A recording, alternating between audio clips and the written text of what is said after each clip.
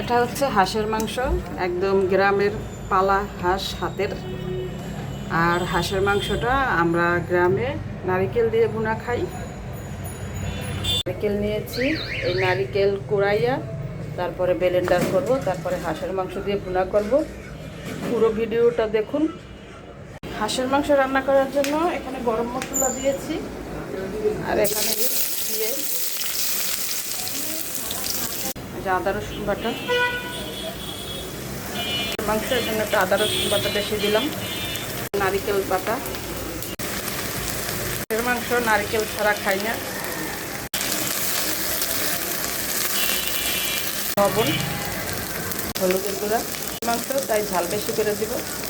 2 চামচ মরিচের গুঁড়া দিলাম, অল্প পানি দিয়ে কষাবো। 2টা তেজপাতা। হাঁসের মাংসের মশলা এজন্য ভালো করে কষিয়ে নিয়েছি। মাংসটা কিনব। হাঁসের মাংসে অনেক তেল আছে।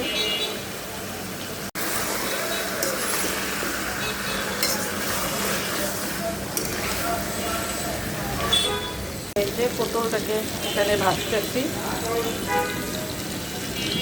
পটল ভাজার সাথে এরকম পেঁয়াজ ভেজে নিলে ভালো লাগে খেতে।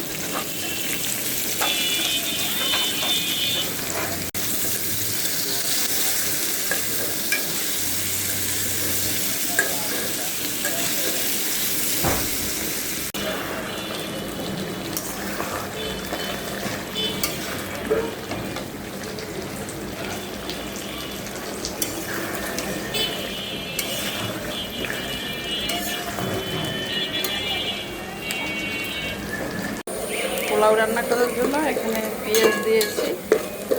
পেঁয়াজটা বাদামি কালার হলে চাল দিয়ে দিব। চালটা দিয়েছি, ভেজে নেব।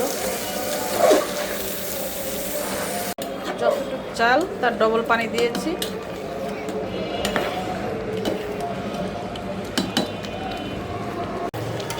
হাঁসের মাংসটা এখন হয়ে গেল। 2 ঘন্টা জাল দিয়েছি, একদম গরুর মাংসের মতো শক্ত। এখন জিরার গুঁড়া দেব, আর একটু ঝোল কমাবো। যে ভাজা জিরা, তারপরে এখানে আছে মেথি, রাঁধুনি ভাজা গুঁড়া করা। হয়ে গেল নারিকেল দিয়ে দেশি হাঁসের মাংস রান্নাটা।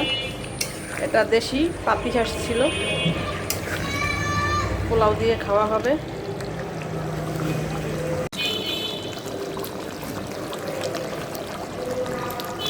একদম সাদা ধবধবে ঝরঝরা পোলাও হয়ে গেল। হাঁসের মাংস দিয়ে খাওয়া হবে আজকে পোলাওটা।